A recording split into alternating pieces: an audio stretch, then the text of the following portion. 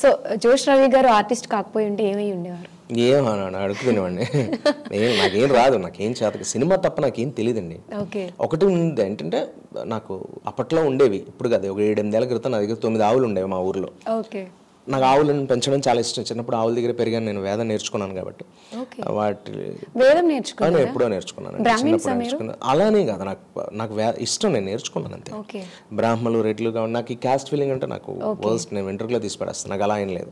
నాకు గౌరవం, నాకు అన్ని కులాలంటే గౌరవం. నాకు నేర్చుకున్నాను నేను. నాకు ఆవులు, ఫస్ట్ ఆఫ్ ఆల్ ఈ టాపిక్ ఎందుకు ఎత్తానంటే, నేను ఏం చేయగలిగేవారు మీరు సినిమాలు కాకపోతే, నాకు ఆవులు అంటే చాలా ఇష్టం. వాటిని పెంచుతూ ఆ గోసేవ చేసుకుంటూ కొన్ని పాలు ఎప్పటికప్పుడు ఎవరిని అడిగితే ఇస్తూ, అది ఒక బిజినెస్లా కాకుండా, నాకు శివుడు ప్రాణం, నాకు శివుడు, ఐ లవ్ శివ డివోటీ. నేను అభిషేకానికి ప్రతిరోజు వెళ్తూ వచ్చి తింటూ పడుకునేవాడిని అంతే ఆవుల దగ్గర. అంతే. ఇదే నాకు తెలుసున్నది. ఇది నేను ఎప్పుడో చెప్పాను, నేను 8-9 సంవత్సరాల క్రితం కూడా అదే మాట చెప్పాను. ఎప్పటి నుంచో నాకు అది ఒకటి తెలుసు. నాకు ఇప్పుడు సినిమా లేకపోతే ఏం చేసేవాడిని అంటే, I'm not a bad student, but నాకు నచ్చిన పుస్తకాన్ని నేను అద్భుతంగా చదవగలను. కానీ స్కూల్ మాస్టర్ చెప్పి ఇది చేయి అంటే నా వల్ల కాదు. అలా అప్పటి నుంచి ఫస్ట్ నుంచి నాకేం కాదు. నాకు సోషల్ సబ్జెక్ట్ ఇష్టం, తెలుగు సబ్జెక్ట్ ఇష్టం, ఇంగ్లీష్ ఇష్టం, అట్లా. బట్ సైన్స్, మ్యాథ్స్ అనేసరికి కళ్ళు తిరుగుతుంటాయి. నాకు తెలియదు. నాకు కాస్త ఈ సైన్స్ వీటి గురించి మనకేం తెలియదు. సో మైండ్కి ఎక్కని సబ్జెక్ట్స్ కొన్ని ఉంటాయి ప్రతి స్టూడెంట్కి. సో మీకు అలా science, maths not only kind of మనకి నచ్చని సినిమాకి, ఇప్పుడు సోషల్ సినిమాకి ఎక్కడొక్కడ మీకు కనెక్టివిటీ ఉంటుంది కదా.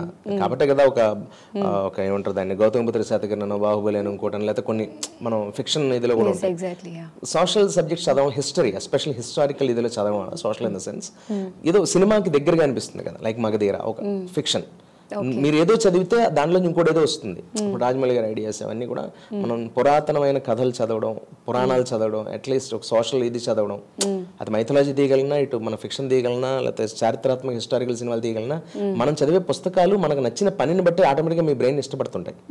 నాకు సినిమా ఎందుకు ఇష్టం, నాకు కళాత్మకమైన ఆలోచనలు, నాకు క్రియేటివ్ బ్రెయిన్ కాబట్టి. నాది అలా లేదు, నెలకి ఎంత సంపాదిస్తే చాలు అనుకుంటే అమెరికాలో నేను కూడా ఏదో మాస్టర్స్ చేసి ఎటో ఉండేవాడిని. అది కాదు కదా, నాకు నచ్చని పని నాకు నచ్చదు కాబట్టి నాకు చదువు ఎక్కలేదు. నాకు చదువు బాగొచ్చు, కానీ నువ్వు చెప్పే చదువు నేను చదవను, నాకు నచ్చిన చదువు నాకు బాగొచ్చు. అది నేను. సో మీకు ఏది కావాలో అదే తీసుకుంటారు, అవసరం లేదో వదిలేస్తారు. మీరేనా అంతే, మీరు చూస్ చేసుకున్నారు కాబట్టి చైర్లలో కూర్చున్నారు కాన్ఫిడెంట్ గా. ఎగ్జాక్ట్లీ. సో రవి గారు అసలు పుట్టి పెరిగింది ఎక్కడ, ఇండస్ట్రీ మీద ఇంట్రెస్ట్ ఎలా వచ్చింది? పుట్టి పెరిగింది అంటే మా మదర్ షీజ్ హిందీ పండిట్. మా అమ్మగారు హిందీ లెక్చరర్. ఆవిడ పాఠాలు చెప్తుండేవారు చిన్నప్పుడు. ఒక కలర్ఫుల్ లైఫ్ చూసాను నేను చిన్నప్పుడు. ఏంటో మరి హిందీ పాఠాలు నేర్చుకోవడానికి ఎక్కువ అమ్మాయిలు వచ్చేవాళ్ళు, నేను తెలియదు, ఎక్కువ 60-70 మంది అమ్మాయిలు ఉండేవారు. అప్పుడు నేను చిన్నప్పుడు అమ్మ పాఠాలు చెప్తే అలా తిరుగుతుండేవాడిని అక్కడ, కార్లు అవి తిప్పుకుంటూ, చిన్న చిన్న బొమ్మలతో అలా ఆడుకుంటూ. అప్పుడు ఒక 60-70 మంది అక్కలు అలా ఉండేది సరదాగా. సరే ఇది ఎంత చెప్తానంటే, అలా ఆవిడ ఇదిని బట్టి రకరకాల ప్రాంతాలు షిఫ్ట్ అయ్యేవాళ్ళం. నాన్నగారు హిందూ ప్రీస్ట్. గవర్నమెంట్ టీచరా మమ్మీ? గవర్నమెంట్ కాదు, ప్రైవేట్ గానే. ఆవిడ అంటే మా మదర్ కొంచెం హెల్త్ రీత్యా అంటే షీఈస్ వెరీ హెల్దీ, బట్ నడవలేరు మా అమ్మగారు. దానివల్ల నేనేంటి, ఆవిడకి ఎక్కడ కంఫర్ట్గా ఒక చోట ఆగాం మేము. అలా ఒక ప్రాంతంలో పెనుగొండ, మార్టేరు ఇలా గ్రామాలు. ముఖ్యంగా మార్టేరులో అనే ఊరు, నా గ్రామం పేరు మారుటేరు అని, పాలకొల్లుకి దగ్గర. అంటే తెలియదేమో అని చెప్తాను, కొంతమంది తెలియదు కదా. పశ్చిమ గోదావరి జిల్లా. అక్కడ నుంచి మేము ట్రావెల్ అయ్యి జరిగింది. సరే ఇప్పుడు హైదరాబాద్లో సెటిల్ అయ్యాం. ఇప్పుడు పేరెంట్స్ ఇక్కడే ఉంటారు? లేదండి, వస్తూ వెళ్తూ ఉంటారు. ఓకే. అసలు మీకు ఇండస్ట్రీ మీద ఇంట్రెస్ట్ ఎలా వచ్చింది, అంటే ఎప్పుడు డిసైడ్ అయ్యారు యాక్టర్ అవ్వాలి? దానికి రీజన్ సినిమాల మీద ప్యాషన్ మా అమ్మగారు, నాన్నగారే. మా నాన్నగారు కూడా ఇంత చెప్పలే కదా, మర్చిపోయాను, రంగస్థల నటులు. చాలా యాక్టింగ్ అంటే చాలా ఇష్టం. తనికెళ్ళ భరణి గారు, నాన్నగారు చాలా మంచి ఫ్రెండ్స్. బట్ ఇది సినిమాల్లోకి ఇన్ని రావాలని అనుకోలేదు కానీ మా నాన్నగారు, బట్ చాలా ఇష్టం. ఆ ప్రాసెస్లో ఎక్కడో ఆ నాటకాలు చూస్తూ పెరగడం. అలాగే మా అమ్మగారు సొంత నా మేనమావ గారు కూడా మంచి ఇది నటులు, and is great good poet. ఆయన social lecturer, social master high స్కూల్లో దాంట్లో. ఆయన చాలా గొప్ప వ్యక్తి, ఆయన చాలా గొప్పగా చదువుకున్నారు. సినిమా గురించి ఆయనకు బాగా తెలుసు. ఇన్నేళ్ళ ఎక్స్పీరియన్స్ ఉన్నా ఆయనకు తెలిసిన దాంట్లో సగం కూడా నాకు తెలియదు. ఆయన అక్కడ ఊర్లో ఉండి సినిమా గురించి చెప్పగలరు. ఎన్సైక్లోపీడియా లైక్ ఫిల్మ్స్ ఇదిలో history. Raj Kapoor films, Hindi films నుంచి మా అమ్మగారు మా మామయ్య గారు చెప్తే కానీ నాకు ఏం తెలియదు. ఓకే. ఇవన్నీ నాకు బేసికల్గా హిందీ బాలీవుడ్ ఫిల్మ్స్ ఎక్కువ. రాజ్ కపూర్ సినిమాస్, మేరా నామ్ జోకర్, శ్రీ 420 ఇలాంటివి ఏవో ఒకటి చూడడం, ఆవరా, ఈ సినిమాలు చూస్తూ పెరిగాను కదా. సినిమా స్మెల్ ఎక్కువ ఉండేది చుట్టుపక్కల. అది ఈ హీరో ఆ హీరోని కాదు, ఈ ప్రాసెస్లో నేను సినిమాని ప్రేమిస్తూ ఉండగా నాకు చిరంజీవి అనే వ్యక్తి నాకు లైఫ్లో బాడీలోకి ఎక్కి బ్లడ్లోకి వచ్చారు. ప్రాణం చిరంజీవి గారు ఇస్ మై ఇన్స్పిరేషన్. ఒక రకంగా చిరంజీవి గారి వల్లే వచ్చాను ఇండస్ట్రీకి. అంటే ఇన్స్పిరేషన్తో రజనీకాంత్ గారు ఒకరు, రవితేజ గారు ఒకరు, అంటే కష్టపడి పైకి వచ్చారు. మనలో ఒకరు ఏమి లేని పొజిషన్ నుంచి ఈ రోజున స్టార్స్ అయ్యి కోట్ల మందిని రూల్ చేస్తున్నారు కదా. దానికి కారణం మరి ఆటోమేటిక్గా ఇన్స్పైర్ అవుతాం కదా. మన ఊరు పక్క నుంచి వెళ్ళిన ఇదే నరసాపురం, ఇక్కడి నుంచి వెళ్ళాడా చిరంజీవి గారు, మొగల్తూరు నుంచి వెళ్ళారు, మనం ఏదో సాధించలేము ఆయన అంత అయినప్పుడు. మనకి సినిమా అంటే ఇష్టం కదా, మనలో ఒక అన్నయ్య వెళ్ళాడు మనం వెళ్దాం పదా అన్నట్టుగా మనసులో ఒకడు పుష్ చేసేవాడు. అలా బస్ ఎక్కాను, బయలుదేరాను ట్రైన్ ఎక్కి. ఓకే. సో నాన్నగారికి కూడా యాక్టింగ్ అంటే ఇంట్రెస్ట్ కదా, మరి నాన్నగారిని ఎందుకు మూవీస్ లోకి ఇంట్రడ్యూస్ చేయలేదు? ఆయనకి సినిమాల మీద లేదు, రంగస్థలం మీద. సినిమాల మీద ఉందేమో నేను అడగలేదు మరి లోపల ఎప్పుడు కూడా. పైగా నేనేమైనా పెద్ద స్టార్ని ఏంటండి మా నాన్నగారిని పెట్టుదాం, లేకపోతే నేను డైరెక్టర్ అయితే పెట్టగలను. అంత director definitely I will. But నేను అవకాశాలు అడిగే స్థాయిలోనే ఉన్నానుగా. ఇంకా లెట్స్ ట్రై అన్నట్టు అట్లీస్ట్ మీరు ట్రై చేస్తే దొరికే. ఇంతకు మా నాన్నగారు మీ అప్రోచ్ కానీ మా నాన్నగారు అడగలగా. మీరు అడిగి చూడాల్సింది కదా ఒకసారి. నేను ఆయన అడిగాను, కౌంటర్ చేయాలని ఉందన్నారు అనుకుందాం, నేనేం చేయగలను? మీకున్న సర్కిల్, మీకున్న ఫ్రెండ్స్. నాకున్న సర్కిల్తో నాకే వేషాలు రావట్లే ఒకసారి. ఇక్కడ ఏమి ఉండదండి, ఇక్కడ అన్నీ ఏమి జరగవు అనుకున్నట్టుగా. మనం చెప్తే పెట్టుకునే స్థాయిస్తే ఖచ్చితంగా నేను మీరు అన్నట్టు మీరు చెప్పి మీ పేరేంటి అన్నారు? నందు గారు చెప్పారు ఇలా, నాన్నగారు నేను మిమ్మల్ని అడుగుతున్నాను ఇవాళ, మీకు ఇంట్రెస్ట్ ఉందా? ఇప్పుడు నేను చెప్తే పెట్టుకునే డైరెక్టర్ ఉన్నాడు అని చెప్పి ఒక రోజు అడుగుతాను మీ పేరు చెప్పి. ఒకవేళ ఆయనకి ఇంట్రెస్ట్ ఉంటే నేను చేసిన తర్వాత కూడా మా నాన్నగారితో మీకు ఫోన్ చేయిస్తాను 100%. ఓకే. సో అంకుల్ ఇన్ని రోజులు మీకు ఇంట్రెస్ట్ ఉందో నాకు తెలియదు, బట్ ఎందుకు వచ్చిందో వచ్చింది. 100% మిమ్మల్ని ఒక మూవీలో చూడాలని నేను హార్ట్ఫుల్గా కోరుకుంటున్నాను అనమాట. విష్ కూడా చేసేసాను. సో ఇది 100% జరగాలి అని. సో మీరు చైల్డ్హుడ్ అంతా కూడా విలేజ్లోనే పెరిగారు. హైదరాబాద్ వచ్చిన తర్వాత ఈ యాక్టింగ్ చేసేటప్పుడు స్ట్రగుల్స్ ఉంటాయి కదా, అలా మీరు బాగా ఇబ్బంది పడిన సిచ్యువేషన్స్ చాలా ఉన్నాయండి. నేను ఎంజాయ్ చేస్తున్నాను అంతే వాటిని ఇప్పుడు. ఎందుకంటే ఇంత స్థాయికి వచ్చా కూడా వాటిని వెనక్కి జరిగిన విషయాలు అంతలా గుర్తుపెట్టుకోవడం మన బ్రెయిన్ పడిపోతుంది. ఉంటుంది ఎక్కడో అక్కడ మళ్ళీ మనకి ఏ కారులోనో అలా వెళ్తున్నప్పుడు ఈ రోడ్డు మీద కదా ఆ రోజు అవకాశం రాలేదని పక్కన కూర్చొని ఉండిపోయాం మనం. నేను ఎప్పుడు కూడా అవకాశాలు రాలేదని కన్నీళ్ళు పెట్టుకోలే.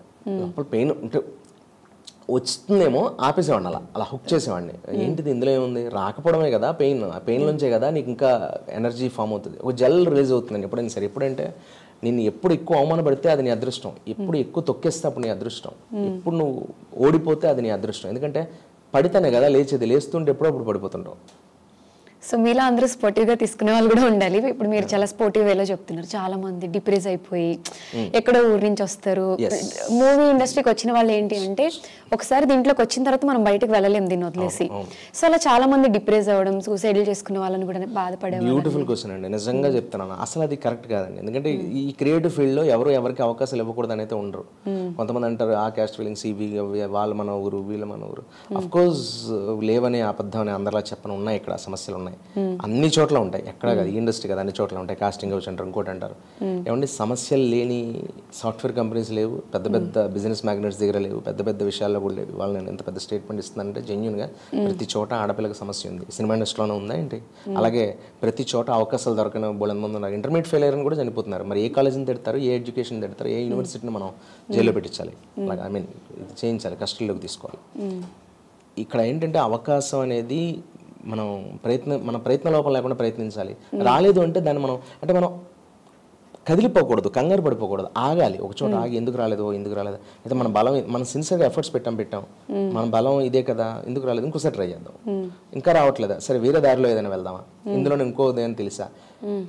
అబ్దుల్ కలాం గారు మాట అన్నారు, నాకు చాలా ఇష్టం. ఏంటంటే ఒక పాప బాబాయ్ ఎవరో అడుగుతూ నేను ఇలా అవ్వాలనుకున్నాను, నాకు ఇలా అవ్వాలని ఉంది, ఒక ఎయిమ్ ఉంది నాకు అని ఏదో సమ్ చెప్తే ఆయనకి ఏరోనాటికల్ ఇంజనీరింగ్ సమ్ అదే ఫ్లై అవ్వాలని, ఒక నావీ ఫ్లైట్ వాటికి ఏదో సమ్ ఆయన లీడర్ అవుదాం అనుకున్నారు నావీ ఇదిలో, ఆ ఫ్లైట్స్ ఏవో సమ్ ఆర్మీ కైండ్ ఆఫ్ ఇదిలో. సెలెక్ట్ అవ్వలేదు ఆయన. 10th ఇదిలోనే ఎక్కడో ఉన్నారు ఆయన, ఫస్ట్ థర్డ్ కూడా రాలే. సెలెక్ట్ అవ్వలేదని ఆయన బాధపడ్డారా, లేకపోతే ఆయన ఏమైనా చేసుకున్నారా, లేకపోతే ఆయన ఏమైనా వెనకబడిపోయారా? సెటిల్డ్గా ఆగాడు ఆయన. సరే ఇంకో దారిలో ముందుకెళ్ళాడు ఆయన. ఆయన భారత రాష్ట్రపతి అయ్యాడు. రాష్ట్రపతి అయిన తర్వాత మళ్ళీ ఆ కమాండర్స్ ఎవరైతే ఉన్నారో ఆ కమాండర్స్ అందరికీ ఏది ఈయన సెలెక్ట్ చేయాల్సిన వాళ్ళల్లో ఉండాల్సిన 10 మంది కమాండర్స్కి ఈయన గురువు. వాళ్ళలో ఒకరిని పిలిచి నాకు ఫ్లైట్ డ్రైవ్ చేయడం నేర్పుతారా, పలానా ఫ్లైట్ ఇది ఇది అని. నాకు ఆ నేమ్ తెలియదు, ఆ ఫ్లైట్ నేమ్. అది నేర్పమని అడిగితే, అడిగింది ఎవరు? ఇండియన్ ఫస్ట్ సిటిజన్, భారత రాష్ట్రపతి. ఆయన నేర్పారు. మరి మనం ఒక చోట దొరకట్లేదు అంటే ఇంకో చోట, నేను మొన్న బ్రో ఫిల్మ్ చూస్తే కళ్యాణ్ గారు, అందులో మంచి మాట ఉంటుంది, ఈరోజు నువ్వు రైట్గా ఉంటావు రేపు గ్రేట్గా ఉంటావని. ఎవరో నలుగురు ఉన్నావు, ఒకడెవరికో సెలక్షన్ వెళ్ళిపోతుందేమో అని వాడిని ఏదో రకంగా తొక్కేయాలని నువ్వు ప్రయత్నిస్తే నువ్వు ఎంత కోల్పోతావు అనడానికి ఆ కథలో ఒక మంచి ఉదాహరణ ఉంటుంది. ఏంటంటే వాడు ఇప్పుడు ఇంటర్వ్యూలో సెలెక్ట్ అయితే, నాకు ఇది రాదు, ఒకడికే వస్తుంది ఈ ఇంటర్వ్యూలో ఎంప్లాయ్మెంట్, నేను ఇందులో ఎంప్లాయ్గా సెలెక్ట్ అవ్వాలంటే వీడిని ఏదో రకంగా వెనక్కి గంటాలని చెప్పి ట్రై చేయడం వల్ల వాడు సెలెక్ట్ అవుతాడు. వీడు ఇండియాలోనే టాప్ మోస్ట్ ఎంప్లాయ్ అవుతాడు. ది సేమ్ టైం వీడికి శిక్ష చేయడానికి భగవంతుడు వీడి తమ్ముడు ఒకరిని వాడి పక్కనే వీడికి నెత్తి మీద పెడతాడు. అలాగా ఒకరిని మోసం చేస్తే చాలా దరిద్రాలు ఎదురవుతాయి మనకి. ఆగాలండి, మనం వెయిట్ చేయగలగాలి. చిన్న చిన్న అవకాశాల కోసం జీవితం కంటే గొప్పదేం కాదు ఇదేమి. నిజంగా కూడా సినిమా జీవితం కంటే సినిమా ఏం గొప్పది కాదు, సినిమాయే జీవితం ఏం కాదు. జీవితంలో ఒక పార్ట్ సినిమా ఇండస్ట్రీ అనేది.